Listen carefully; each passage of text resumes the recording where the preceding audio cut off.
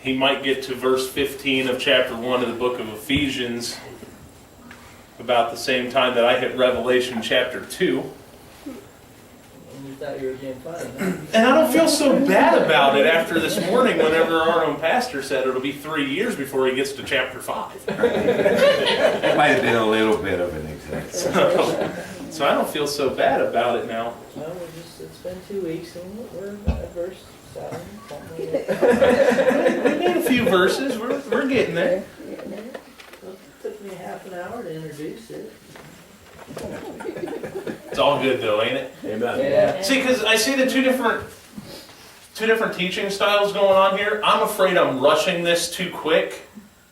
I'm afraid I'm going. And then I see, how long it takes Dennis to get through one verse, and I can get through the chapter in an hour, and I'm saying, going, am I rushing this?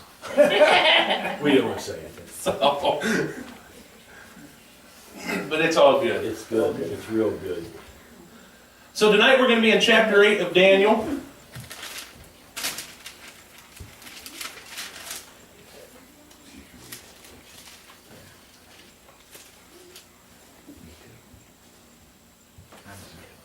So this is the vision of the ram, the goat, and the little horn. And to kind of give you an oversight of the chapter here, Daniel in this chapter reported his second vision. And once more animals were used to symbolize empires. In the previous chapter, God had given a preview of world history with the emphasis on end times. God's people also needed to be warned of another crisis that would happen in less than 400 years after Daniel's lifetime. And it is one of the most horrible periods of time in Jewish history that we're going to be getting into and what he's going to be talking about in this chapter. But it is the persecutions of a madman by the name of Antiochus IV Epiphanes. So this vision is going to be, we're going to be talking Daniel's time 551 BC. This vision is going to be something that takes place between 175 to 163 BC. So it's about 400 years. It is. It's known as one of the most horrible periods of history for Jewish believers, a time when the very existence of the true religion was threatened. And God knew that for those, even though brief, a few years, were but extremely dark days, His people would need a supernatural revelation to encourage them as they face their great tribulation. So that's kind of the overview of what this is. And it's really interesting. I don't know how many out there actually have a copy of what is known as the Apocrypha, which is the history books. But what is spoken about in Daniel is recorded in the history in the Apocrypha actually taking place, and it is even recorded in various different world history books. So I always like it when the Bible says that something's going to happen and world history records that it did happen. Yes. So what we'll do is we're going to go through this kind of like what we did last week, read a few verses, break it down. So if somebody would like to begin reading verses 1 and 2 of chapter 8, and this will get us the general setting for the vision.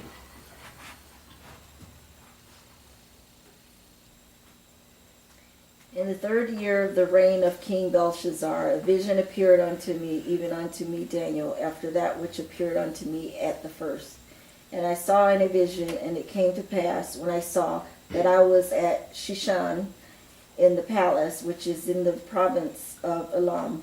And I saw in a vision, and I was by the river of Ulai. So Daniel's second vision, and you did a lot better on those names than I tried. That's why you have everybody read. I know you did. I figured See, he's you going out. to get on to me. But he's got the Bible with the words he can barely see, so he don't have to read that much either. I can see him when it's right here.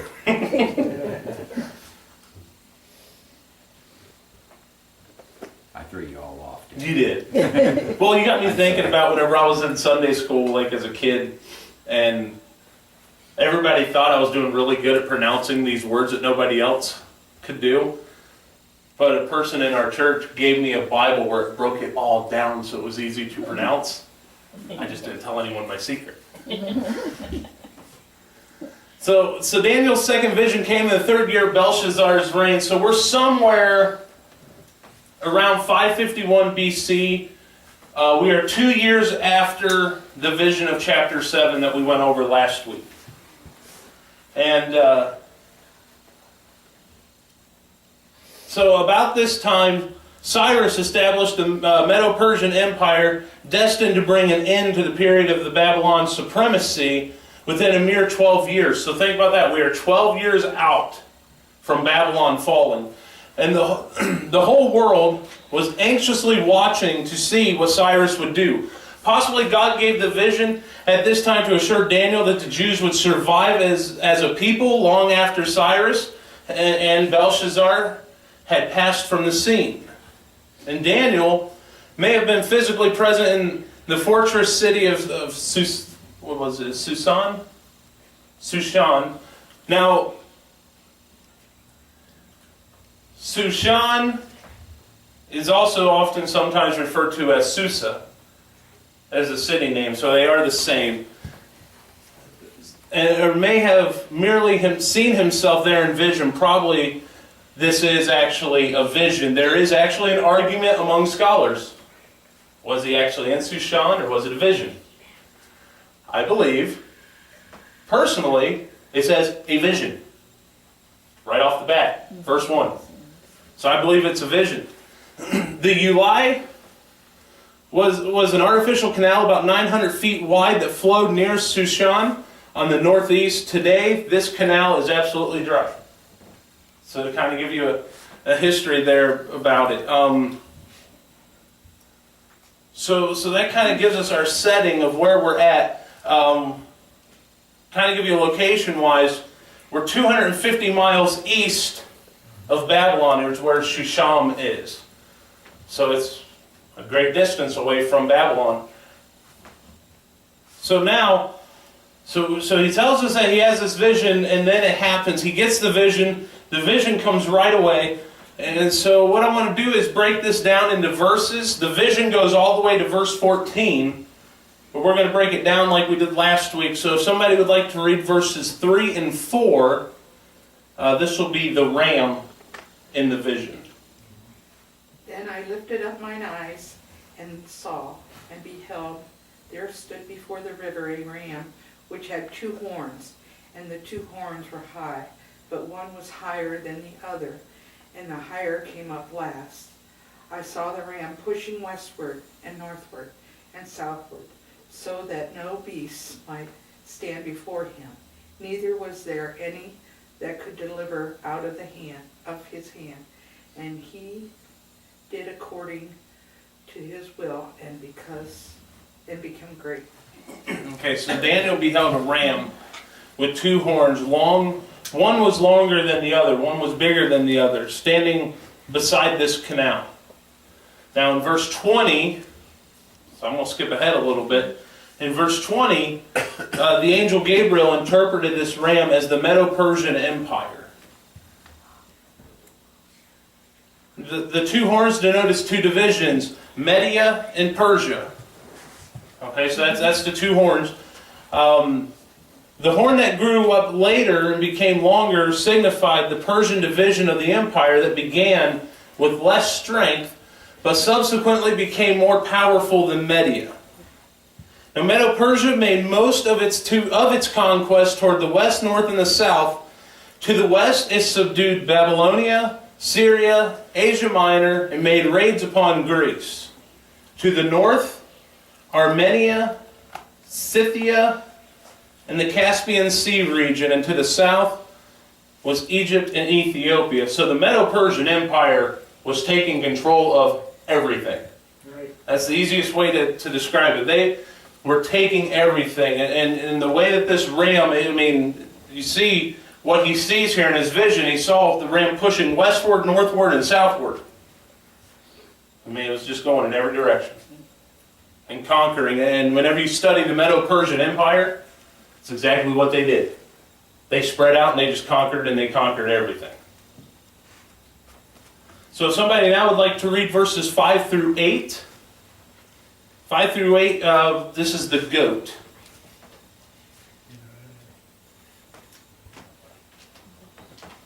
And as I was considering, behold, and he goat came from the west on the face of the whole earth, and touched not the ground, and the goat had a notable horn between his eyes.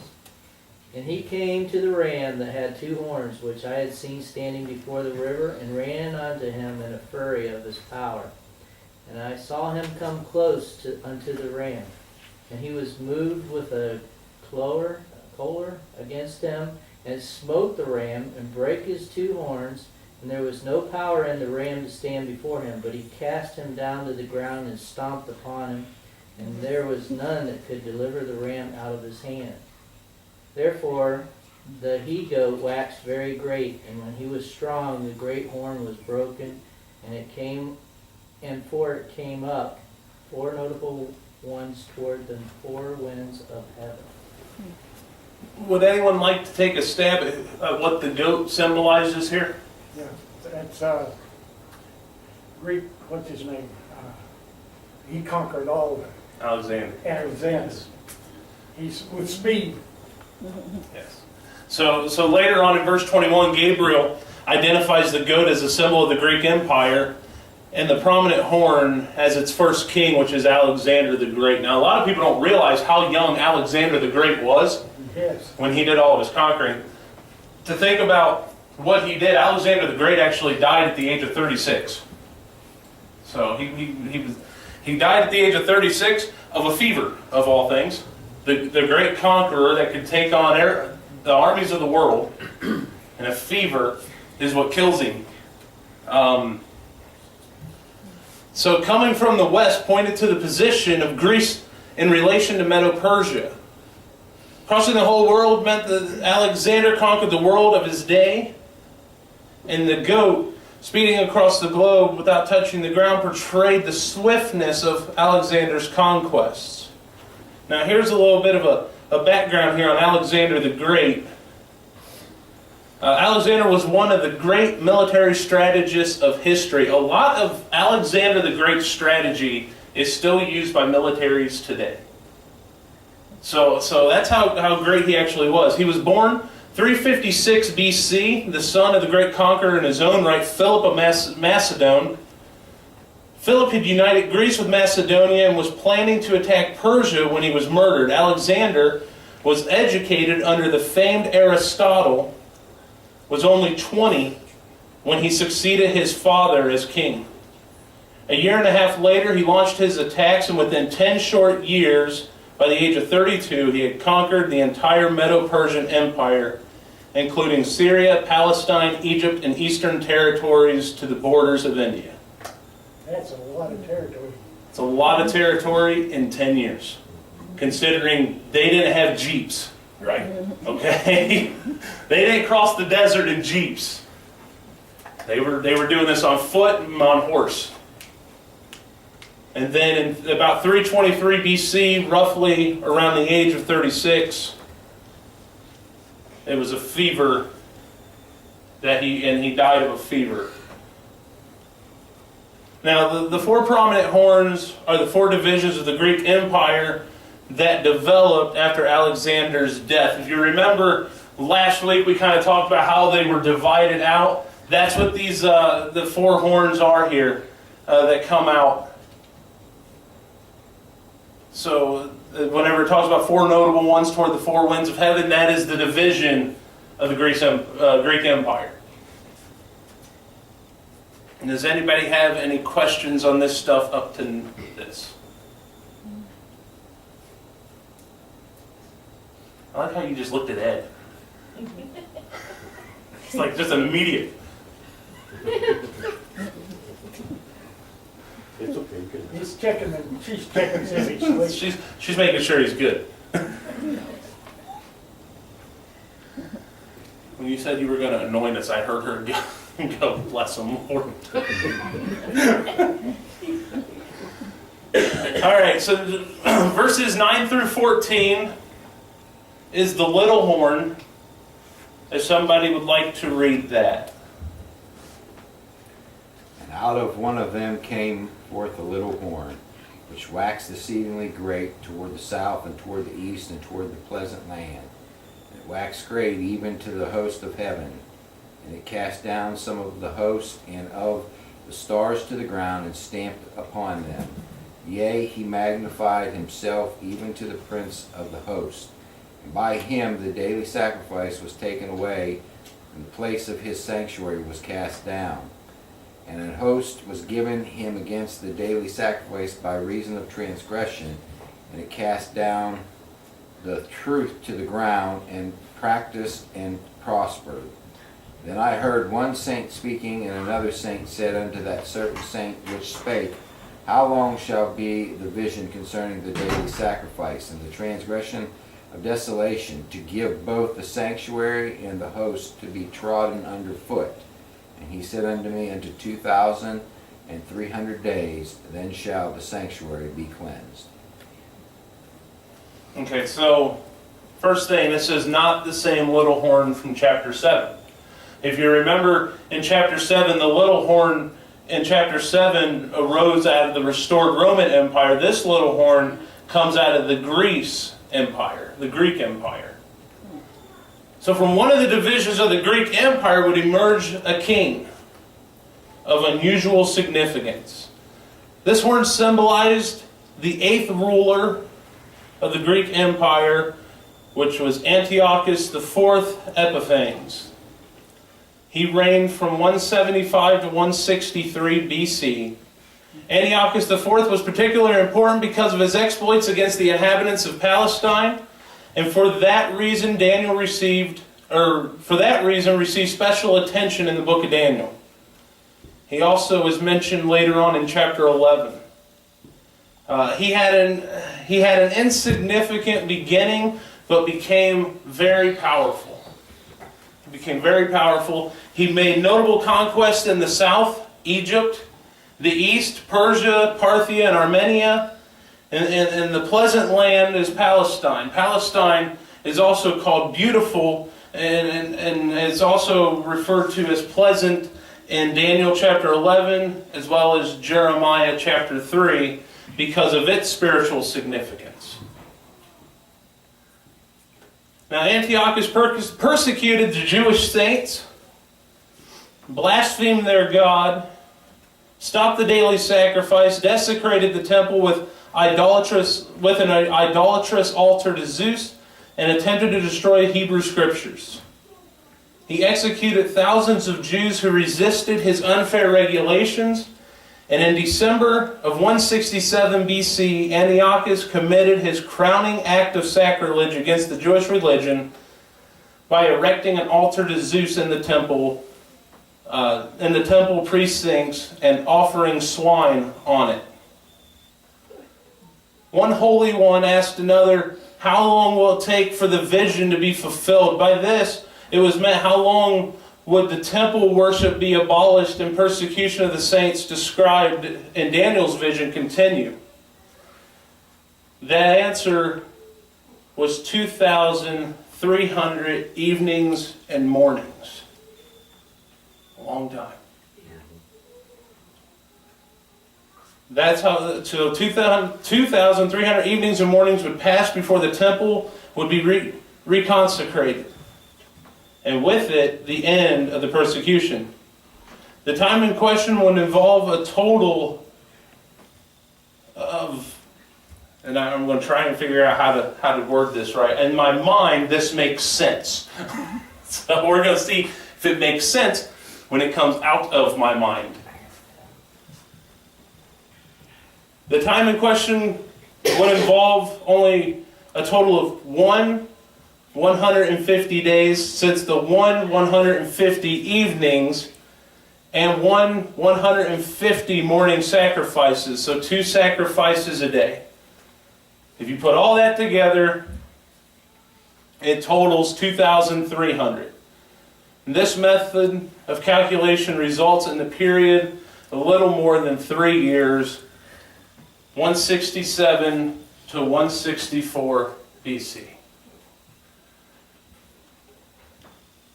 Now, something for the Jewish religion came out of this, and it's one of their feasts. Does anyone know which one it is?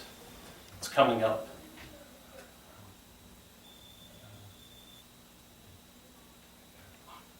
It'll be here next month.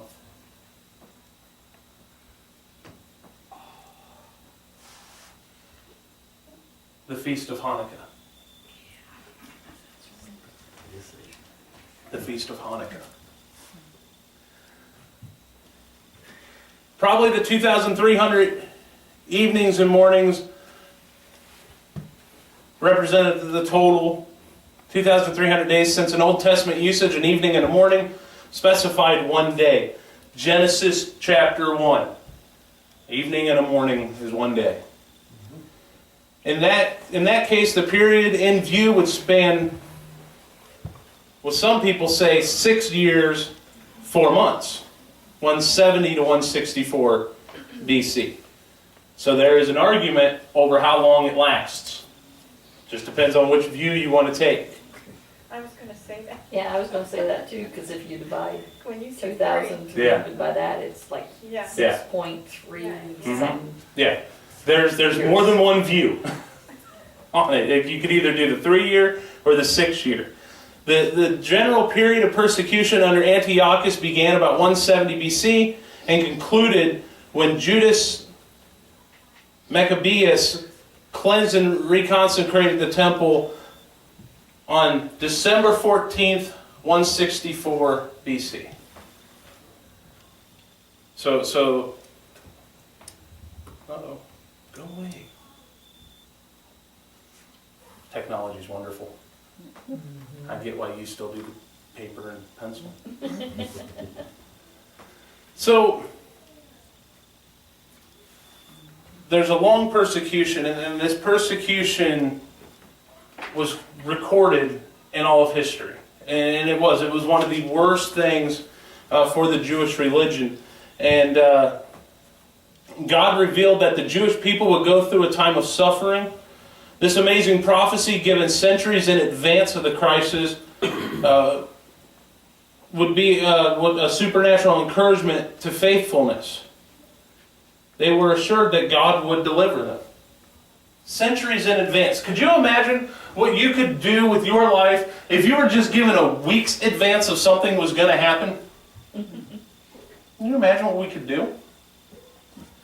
They were given centuries advance notice from God that this was going to happen. Now, are there any questions up to this point?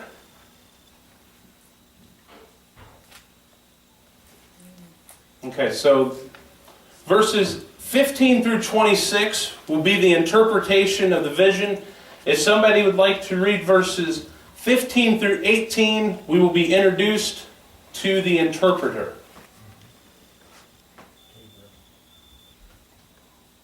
And it came to pass when I, even I, Daniel, had seen the vision and sought for the meaning, then behold, there stood before me as the appearance of a man.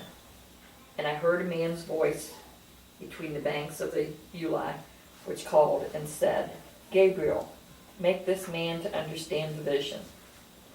So he came near where I stood, and when he came, I was afraid and fell upon my face. But he said unto me, Understand, O Son of Man, for at the time of the end shall be the vision. Now as he was speaking with me, I was in a deep sleep on my face towards the ground. But he touched me and set me upright. Okay. So the imposing figure who stood before Daniel may have been an angel, but probably it was an appearance of God.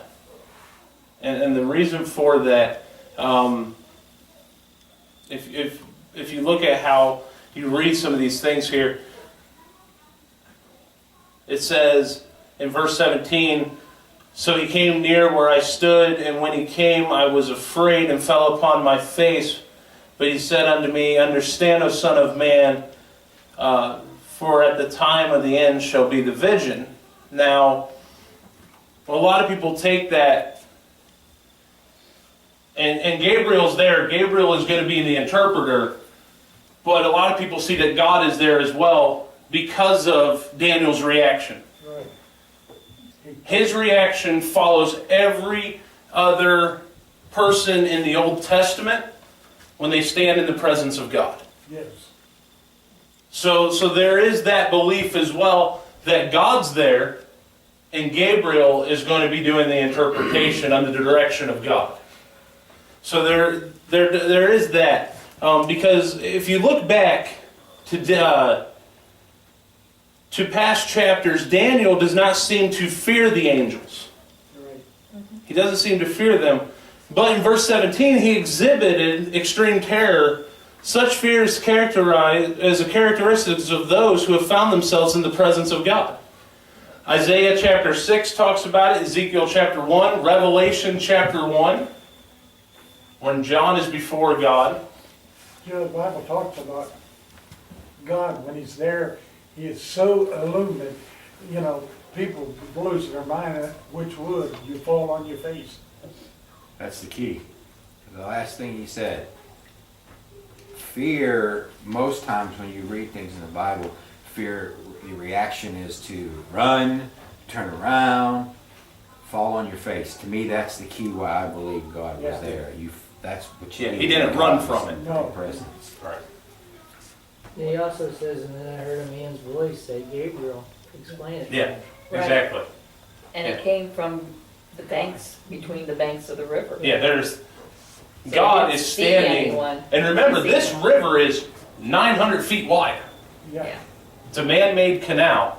And from the middle of it, he hears Is his God. voice. I can't, you know, I don't see how people can't know that was God there. That was, Yeah. I mean, there are so That's many because you're things. 77 years old, dear. And when I heard that you were They didn't 77. actually see him, but they felt his presence. Do what? They maybe didn't actually see him, Mm-hmm. but they felt his presence, they knew. I They think heard he him. saw Yeah. it, he heard it. Yeah, he heard his heard voice. He heard the voice. It's just like when Jesus was baptized, the voice from heaven. Yeah. You have to remember too that at that time, we're talking Old Testament, you weren't supposed to, you weren't able to get a vision of God, otherwise there'd be a Yeah. big problem. Right. You see the glory of God, like when he turned his back, and Mhm. Yeah. so Yeah. voice was probably all they were gonna. Yeah. Like they say with Moses, caught just a glimpse of the hindquarters and his hair turned white. And he had such a glow on him that they had a covering because it was too bright. Wow. The glory of God was on him. Now Gabriel is a pretty important angel. Think about everything that Gabriel is involved in. Verse 16 contains probably the first instance in Scripture where an angel is designated by name. Gabriel is a prominent angel also appearing to Zechariah, who was the father of John the Baptist. Appeared before Mary. And then the only other angel, at least that I can find, that has a name, and if I'm wrong, Pastor will correct me on this, is Michael. Michael. I believe those are the only two. That's all I can think Isn't there another one? I forgot his name. So these are the only two I could think Oh, of. no, those are two of the main Yeah. ones. So Gabriel and Michael. Gabriel's a messenger, Michael's a warrior. Yes. Yeah. Michael plays a huge role in Revelation. Did Gabriel get stopped at Persia and Michael had to come and relieve him so he could take a message on? I don't remember off the top of my head. I'll have to look that one up. I'll have to look that one up. She says, what am I reading? I don't, it could be a vision in my head. Could be. Write it down. Okay, so now we know that Gabriel is going to do the interpretation. Verses 19 through 26 is the actual interpretation if somebody would like to read 19 through 26. And he said, Behold, I will make thee know what shall be in the last in the indignation, for at the time appointed the end shall be. The ram which thou sawest having 2 horns are the kings of Media and Persia. And the rough goat is the king of Gracia, and the great horn that is between his eyes is the first king. Now that being broken, whereas 4 stood up for it, 4 kingdoms shall stand up out of the nation, but not in his power. And in the latter time of their kingdom, when the transgressors are come to the full, a king of fierce continence and understanding dark sentences shall stand up. And his power shall be mighty, but not by his own power. And he shall destroy wonderfully, and shall prosper in practice, and shall destroy the mighty and the holy people. And through his policy also he shall cause craft to prosper in his hand, and he shall magnify himself in his heart. And my peace shall destroy many, and he shall also stand up against the prince of princes, but he shall be broken without hand. And the vision of the evening and the morning which was told is true. Wherefore shut thou up the vision, for it shall be for many days. Okay, so the time of wrath denotes the period which Antiochus and the unfaithful Israelites of the Maccabean period would be judged. Gabriel identified the 2-horned ram as Medo-Persian Empire, and the goat as the Greek Empire, Gracia, as it's recorded here. And the goat's large horn is the first king of the empire, which is Alexander the Great. Verse 22 meant that Alexander the Great would die, and the Greek Empire would be divided into 4 parts, which we also have read elsewhere. Right. None of these 4 kingdoms ever attained the power of Alexander's empire. If you study the Greek powers, when they split, they were not as strong as they were when they were together. So there is that, and so that also shows that a lesson even today that those that are united are stronger than those that are divided. Right. Before we go too far, you said earlier you were talking about technology. Mhm. Technology is great. There were 5 angels. Okay. You were right, and I was right partly. There was only 2 angels that were not fallen angels. We forgot one, which he pointed out to me, that was named, that was the greatest of the fallen. Now, Satan. Lucifer. Beelzebul and Abaddon Okay. are also 2. But so there was 2 that weren't fallen, 3 that were 3 that fallen. were. That's the ones that have been given Okay. names. I think that's why the 3 get forgotten. Possibly because they are the fallen. But yeah. And it's because we don't think of it like, when we think angel, Right. we think good. Yeah. We think good. Right. Yeah. Beauty of technology. I love it. Yeah, that's like everybody thinks Satan's, like devil and horns and everything else. But wasn't he the angel of light? He was actually a very beautiful angel Choose a head dude. Yeah, before Yes. he most fell. beautiful I of them actually all. have preached a sermon called "The Devil in His Best Dressed Suit." Is the title of it, and it takes on that exact concept of where we view Satan as with the horns and the spiked tail and the trident and all this, and that's not it. Because if Satan would present himself to people that way, nobody wanted to have anything to do with him. I think that comes out of Greek mythology. I think it does. Yeah. I think that comes out of there, but so he presents himself in what he is, beautiful. Yeah. Because and he uses that, and he presents himself in many different ways, and he always presents himself in ways that appeals to the one that he is talking to. Right. Satan's job was to bring the glory presented to the Father. Mm-hmm. Yeah.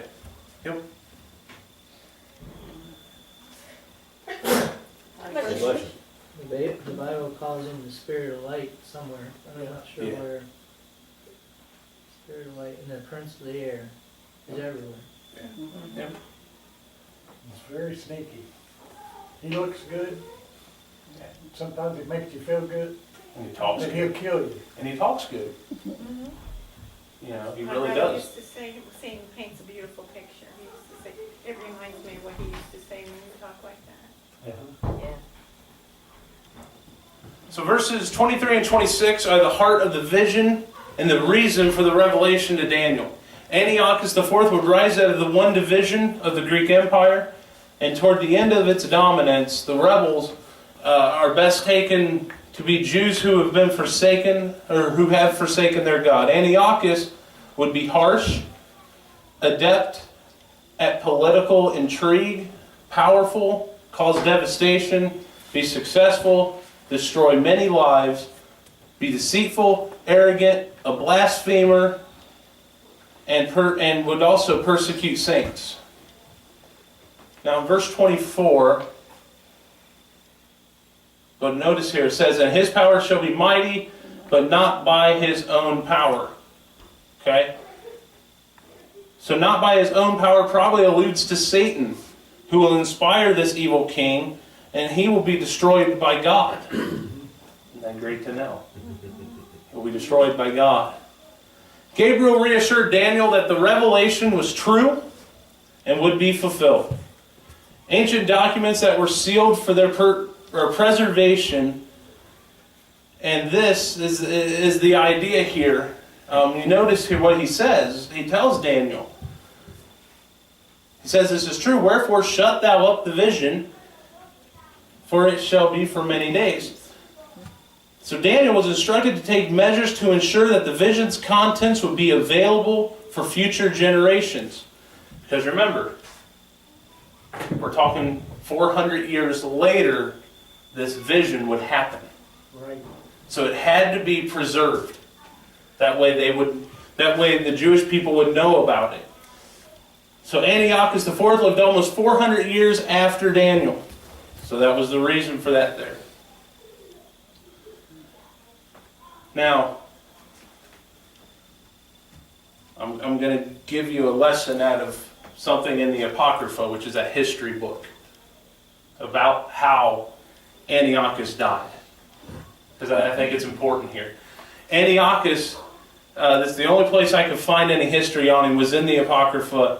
And Antiochus died of grief and remorse in Persia after being defeated in the siege of the city of Elmaus and receiving word that his forces had been routed by the Jews in Palestine.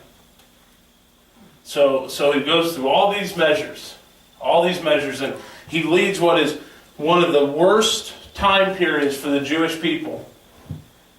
And he dies of grief after learning that the Jews forced their way to Palestine. I just thought that was real interesting how it came full circle for him. Mm-hmm. But remember, God promised that he would deliver. And God always makes on his promise. Amen.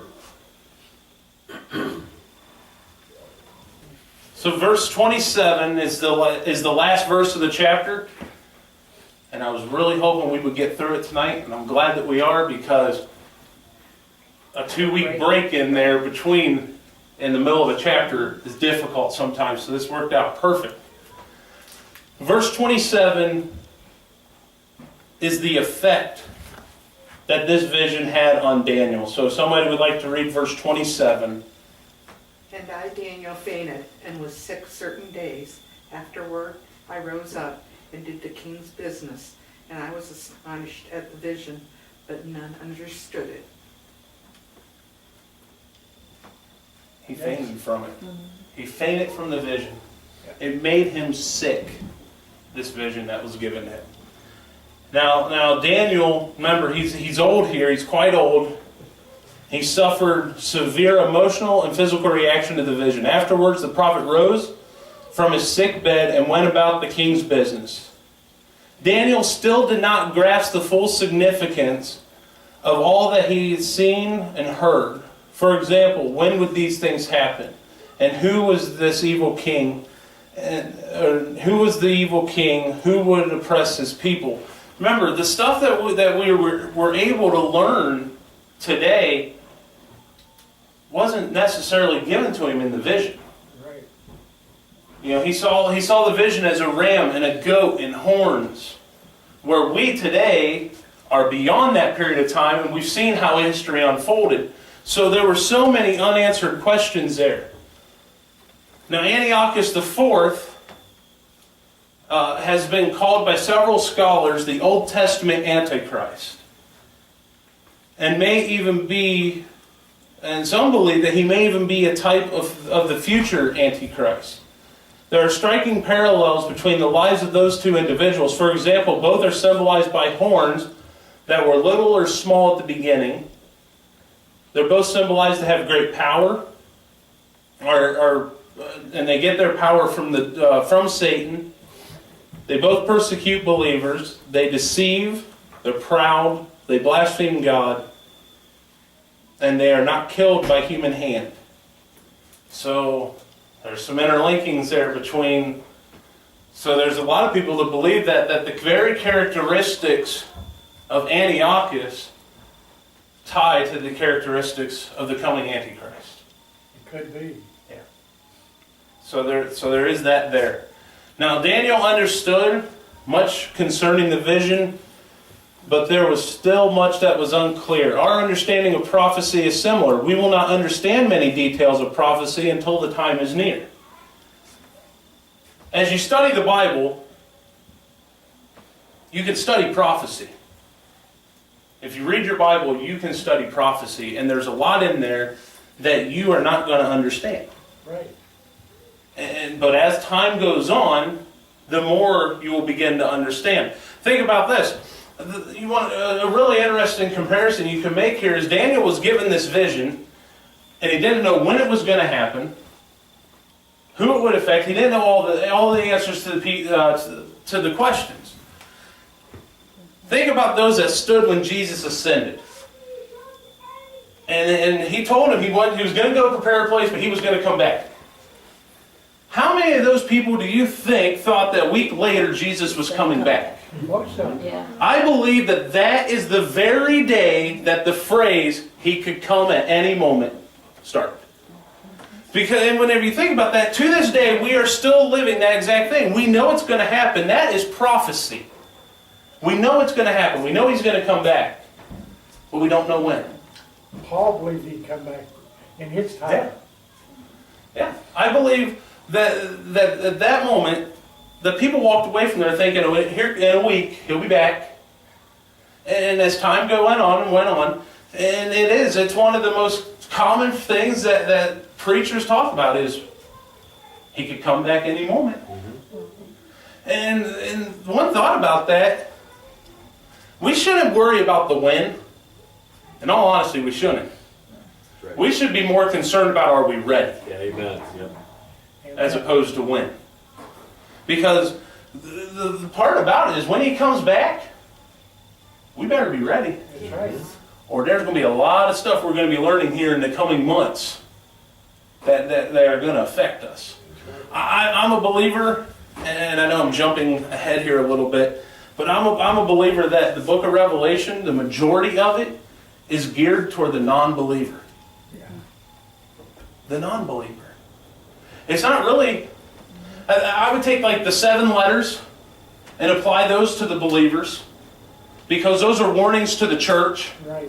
And you can take every single letter and characterize it into how churches are today. And whenever we get to that, I'm really going to encourage you to not think of specific churches, because that gets dangerous. Yes. But you can also then, all the stuff in between up until the end of the Revelation, with the new heaven and the new earth and all that, that's really geared in my thought process to the non-believer. Because if you are not part of God's family, this is what is waiting for you. This is what will happen. So in the same way with Daniel was given a vision 400 years prior to it happening. We have been given a book detailing things that are going to happen, but we just don't know how far in advance they are. Just like Daniel. Daniel didn't know it was 400 years We early. shouldn't know. No. Because if we knew... We would wait till the last minute. Yes. That's right. So it's not a matter of when he's coming back. It's a matter of, are you ready for him to come back? Amen. And that's how we should look at it. So are there any questions on chapter 8 and anything that we went over tonight? I say Daniel had that last vision just about wiped him out. I can imagine if something laid on to you like that, and yet not understanding it really, know it's going to happen, be harsh. It'll go around your mind like a whirlwind. You'll think about it, don't make you sick. Yeah. It will, yeah. I believe it's what he did. Yeah. He just wondered how God would allow that to happen to the Jewish people. Right. You know, that was the thing, it made him sick. It's like, how can you allow this to happen? Yeah. And, I mean, we still hear things like that today. Yeah. Right. Yeah. Why does God allow these things to happen? Why does God allow this to happen? Why somebody Oh, or he allowed it to die, or this one. Or He my, has a purpose. my personal favorite, a loving God would never allow anyone to go to hell. You hear that one a lot from people. Yeah. What Is kind it of worth